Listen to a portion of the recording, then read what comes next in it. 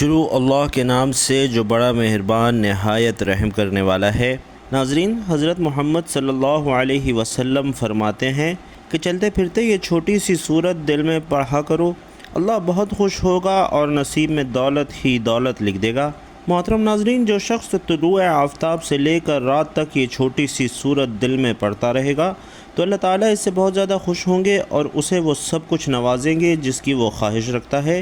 بہت ہی آسان سا عمل لیکن معجزات کو دیکھنے والا عمل ہے۔ یہی خاص عمل ہے جو دولت کو فوری طور پر غیبی طریقے سے آپ کے پاس لاتا ہے۔ ایسا عمل ہے کہ ایک دن لوگوں نے یہ وظیفہ پڑھا اور صبح رزق کی دولت سے مالا مال ہو گئے۔ گھر میں کاروبار میں دولت کی ریل پیل ہو گئی اور دولت کی برسات صبح سے ان کی زندگی میں شروع ہو گئی۔ دولت کی طوفانی بارش برس رہی ہے۔ پورے دن میں کسی بھی وقت یہ وظیفہ پڑھ کے صبح دیکھنا چاہتے ہیں تو 5 منٹ کا یہ عمل آپ لوگ کر کے دیکھ لیجئے۔ تقدیر کے اگر بند تالے نہ کھل جائیں تو پھر مجھے کہنا، تقدیر ایسے کھلے گی کہ آپ لوگ خود مجھے کہو گے کہ ہمارا یہ مسئلہ تھا، پیسوں کا مسئلہ تھا، رشتوں کا مسئلہ تھا، تکالیف تھیں، گھریلو جھگڑے تھے یا اس کے علاوہ چاہے جو بھی مسئلہ تھا، الحمدللہ وہ حل ہو گیا ہے۔ انشاءاللہ آج کا یہ بہت ہی طاقتور عمل ہے۔ بے شک آپ خود آزما کر دیکھ لیجئے۔ آپ خود یہ عمل ایک مرتبہ کر کے دیکھ لیجئے۔ اپنی آنکھوں سے دیکھنا معجزات کو آتے ہوئے، اپنی آنکھوں سے دیکھنا ڈھیر و رزق اور دولت کو آتے ہوئے۔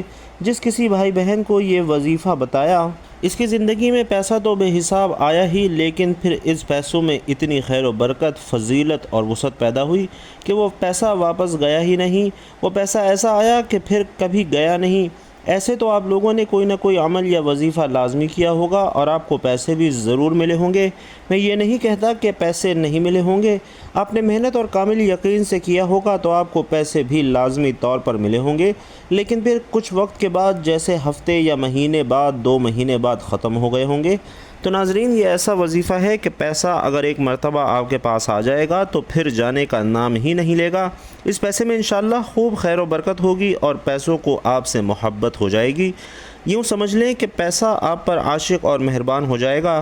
دولت اور پیسوں کا یہ ایسا بادشاہ عمل ہے، یہ بادشاہ وظیفہ ہے۔ اپنی زندگی میں جو بھائی بہن کہتے ہیں کہ ہمیں ڈھیروں پیسہ چاہیے، غیبی مال و دولت چاہیے، فوری رزق چاہیے، وہ کہتے ہیں کہ اگر تو ہم صبح کو وظیفہ پڑھیں تو شام تک رزق مل جائے، رات کو وظیفہ پڑھیں تو صبح سے پہلے ہی تقدیر کے تالے کھل جائیں۔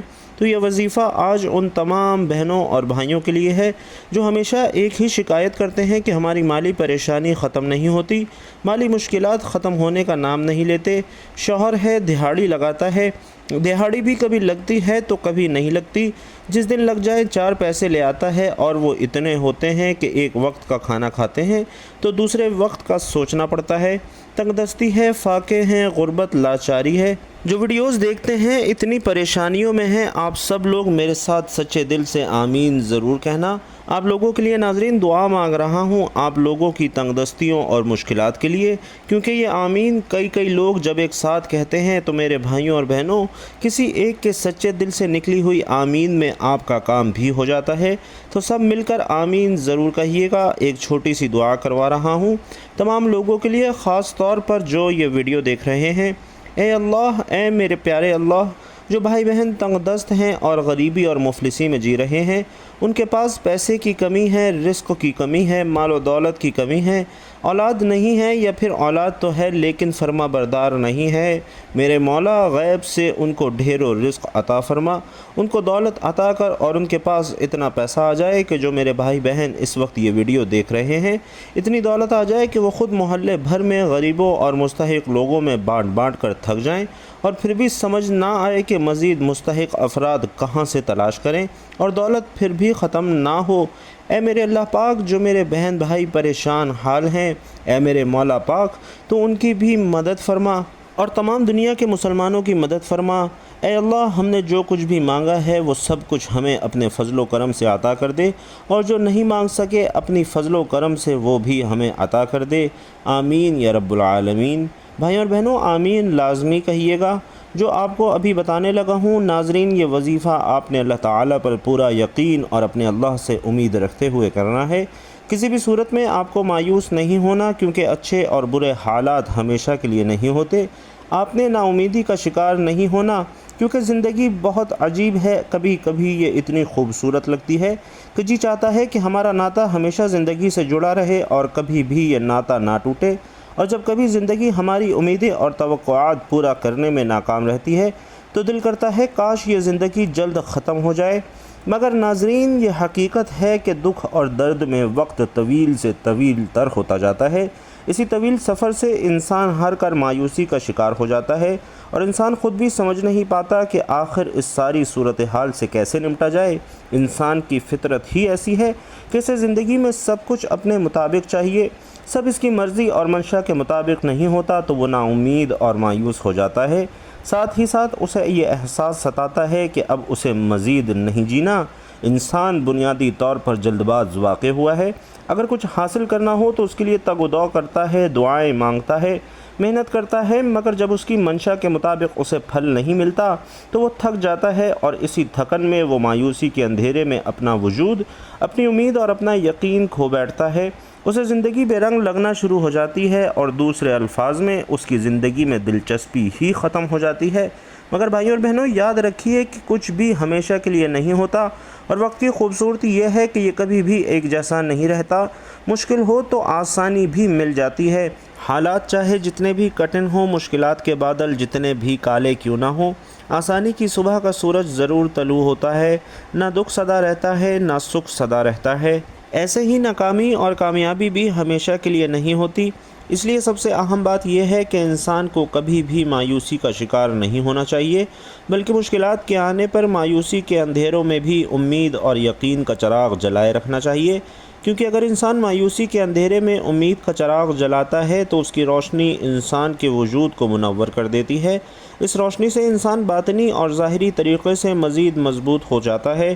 وہ سمجھ جاتا ہے کہ یہ ناکامیاں اور مشکل وقت سب عارضی ہے، اور اس حقیقت سے وہ آشنا ہو جاتا ہے کہ یہ زوال، یہ مشکلات سب انسان کی ہمت کو جانچنے کے لیے قدرت نے پیمانے بنائے ہوئے ہیں، کیونکہ یہ بھی حقیقت ہے کہ انسان اپنی فتح اور کامیابی سے اتنا مضبوط نہیں ہوتا جتنا وہ اپنے زوال اور ناکامی سے مضبوط ہوتا ہے۔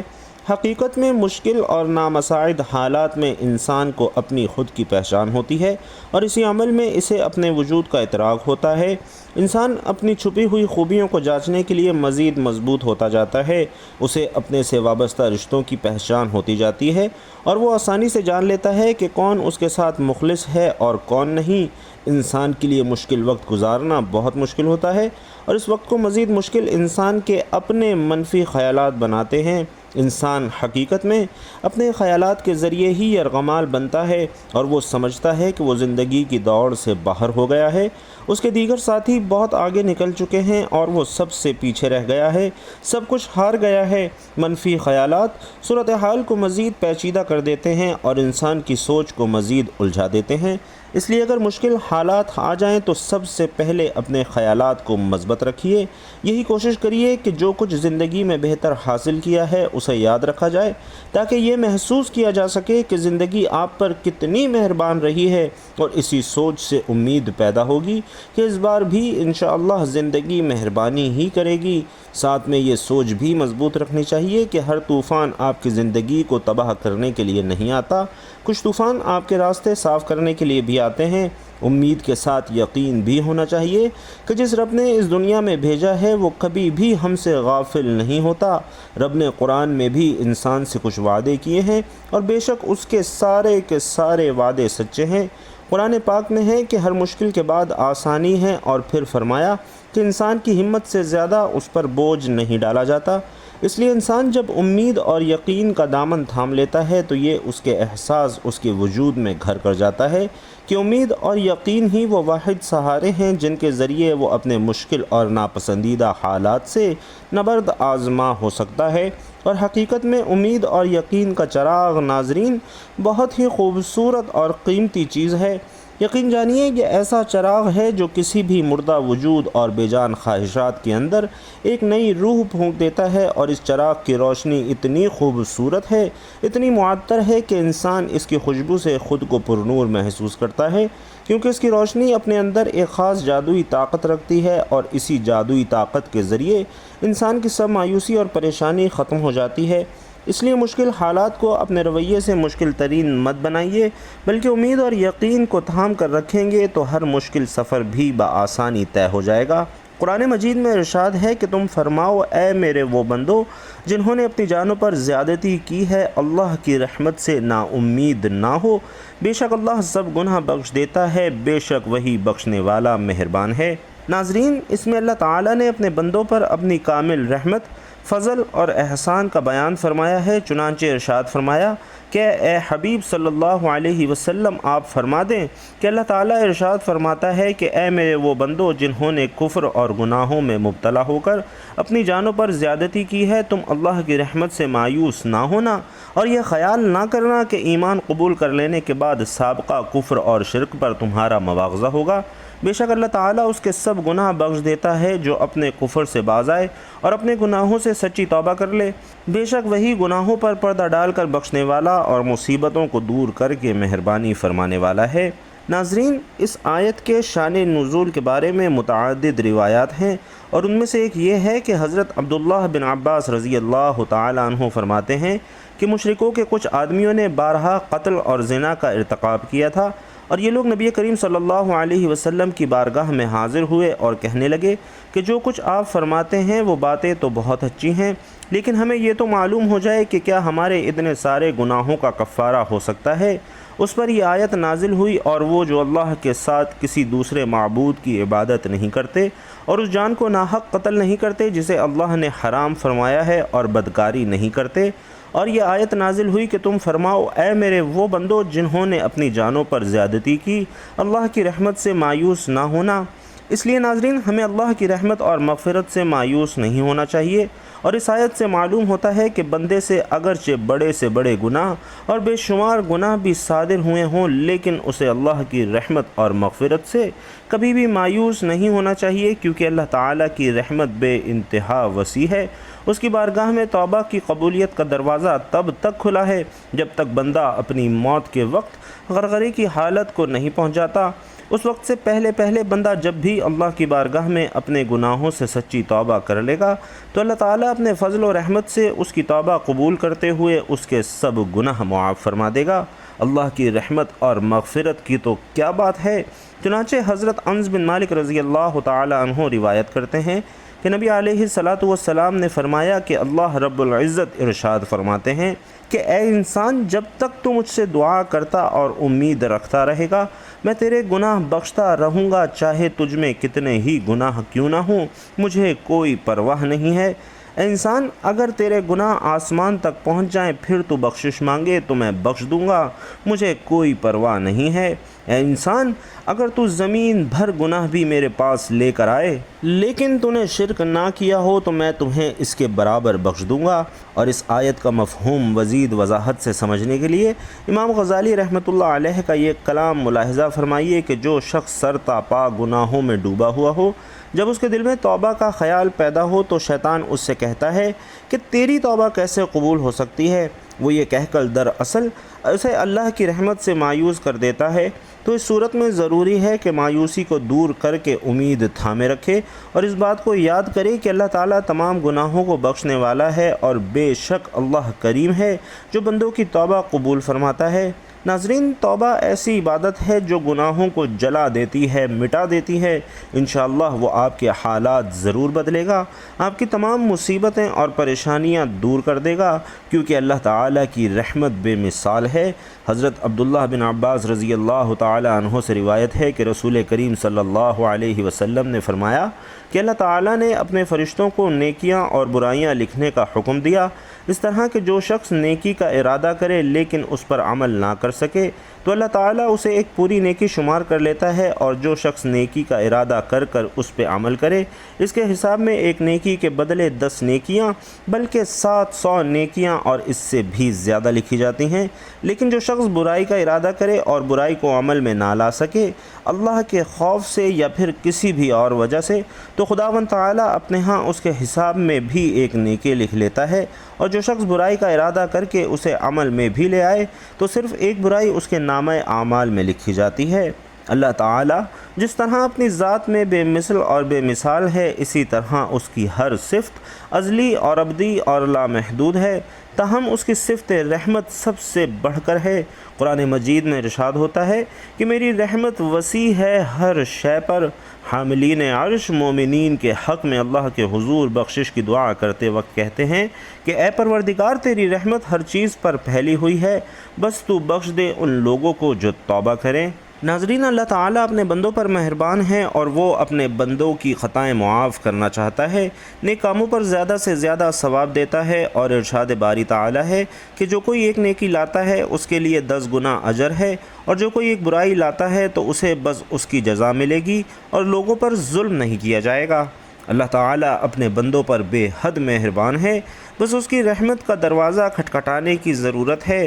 ایک حدیث میں بیان ہوتا ہے کہ اللہ پاک کے پاس 100 رحمتیں ہیں، ان میں سے ایک رحمت اس نے جن، انسان، چوپایوں اور زہریلے جانوروں میں بھیجی ہے، اور اسی رحمت کے سبب سے وہ آپس میں پیار، محبت اور مہربانی کرتے ہیں، جبکہ 99 رحمتوں کو اللہ تعالیٰ نے قیامت کے لیے اٹھا رکھا ہے کہ وہ ان سے اس دن اپنے بندوں پر رحم کرے گا۔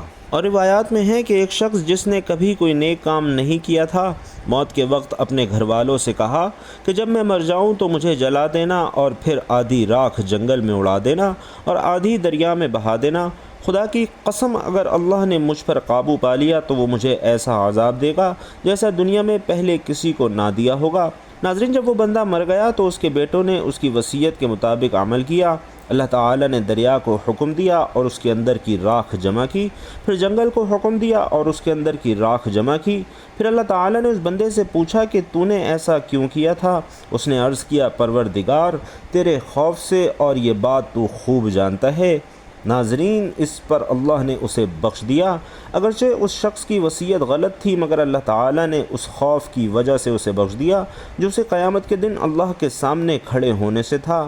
بس اللہ تعالیٰ سے خوف کھانا اللہ کی رحمت کو متوجہ کرتا ہے۔ تو ناظرین، آپ نے بھی اپنے رب پر کامل توکل کرتے ہوئے یہ عمل کرنا ہے۔ آج ایک ایسا عمل کرنا ہے، ایسا وظیفہ کرنا ہے جس سے گھر کے اندر رزق کی فراوانی ہو، اتنا رزق ملے کہ نصیب بدل جائے، اور یہ آزمودہ وظیفہ آپ کو بتا رہا ہوں۔ ناظرین، اگر اللہ کے نام پر صدقہ کر دیا جائے اچھی اور پیاری چیز کا، تو کیا یہ ممکن ہے کہ پھر اللہ کی مدد نہ آئے؟ یہ ممکن ہی نہیں ہے، اور اصل صدقہ تو وہی ہے جو اچھی چیز کا ہو۔ اصل صدقہ وہی ہے۔ اللہ تعالیٰ تو آپ کے دلوں کو جانتا ہے۔ اگر دل کے اندر اچھائی ہوگی، خلوص، محبت اور اخلاص ہوگا، تو پھر فیصلے بھی اسی پر ہوں گے، کسی اور چیز پر نہیں ہوں گے۔ تو میٹھی چیز اور وہ چیز جس پر آپ کی محنت ہو، آپ بھی یقیناً کرتے ہوں گے۔ صدقے میں میٹھی چیز سے مراد یہ ہے کہ آپ چینی دے سکتے ہیں، اس کے علاوہ اور بھی کافی ساری چیزیں ہیں جو دکانوں سے مل جاتی ہیں، تو آپ ان میں سے بھی کوئی چیز لے سکتے ہیں، لیکن اس میں یہ ہوگا کہ اگر سب سے اچھی چیز اللہ کے راستے میں دیں گے تو اس کا نتیجہ بھی اچھا ملے گا۔ یہ صدقہ اللہ کے راستے پر دینا ہوتا ہے۔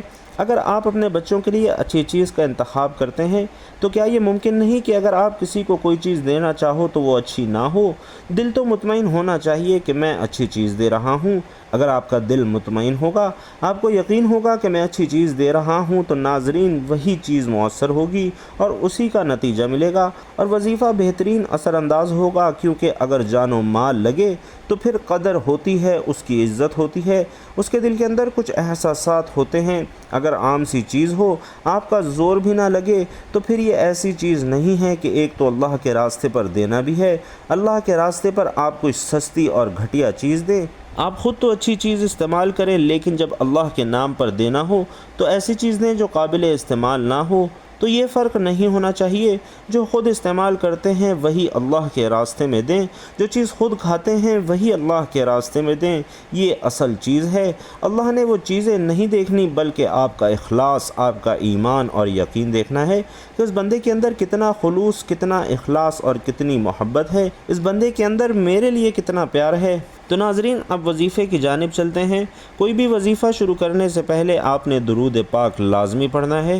درود پاک پڑھتے رہنے سے انسان کی دنیا اور آخرت دونوں سنور جاتے ہیں۔ تو سب سے پہلے 11 مرتبہ درود پاک پڑھنا ہے، اللہم صلی علی محمد وعلی آل محمد کما صلیت علی ابراہیم وعلی آل ابراہیم انک حمید مجید اللہم بارک علی محمد وعلی آل محمد کما بارکت علی ابراہیم وعلی آل ابراہیم انک حمید مجید۔ درود پاک پڑھنے کے بعد آپ نے دعائے یونس سورۃ الانبیاء آیت نمبر 87 ہے، لا الہ الا انت سبحانک انی کنت من الظالمین، آپ نے 33 مرتبہ پڑھنی ہے، اور اس کے بعد اللہ کے دو نام یا غنیو یا مغنیو اس کی ایک تسبیح آپ نے پڑھنی ہے، یعنی 100 مرتبہ پڑھنا ہے، اور اس کے بعد 7 مرتبہ سورۃ الکوثر پڑھنی ہے، اور آخر میں پھر 11 مرتبہ درود پاک پڑھ کر دعا مانگ لینی ہے، اور کوشش کریں کہ چلتے پھرتے جب بھی آپ کو وقت ملے سورۃ الکوثر کا ورد کرتے رہا کریں۔ تو یہ عمل آپ نے کرنا ہے اور دیکھنا کیسے اللہ تعالیٰ آپ کے نصیبوں کو کھول دے گا، آپ کے رزق کے بند دروازوں کو کھول دے گا، اور اللہ پاک آپ کو وہاں سے رزق عطا کرے گا جہاں سے آپ نے کبھی تصور بھی نہیں کیا ہوگا۔ اللہ پاک سے دعا ہے کہ ہم سب کو نیکی کی بات سننے، سمجھنے اور اس پر عمل کرنے کی طاقت اور توفیق مرحمت فرمائے۔ میرا سنانا اور آپ کا سننا اپنی بارگاہ میں قبول و منظور فرمائے، آمین یا رب العالمین۔ بھائیوں اور بہنوں، آخر میں آپ سے گزارش ہے کہ اللہ تعالیٰ کے 99 ناموں میں سے کوئی بھی ایک خوبصورت نام کمنٹ باکس میں ضرور لکھیے گا۔ اللہ تعالیٰ آپ سب کا حامی و ناصر ہو، آمین یا رب العالمین۔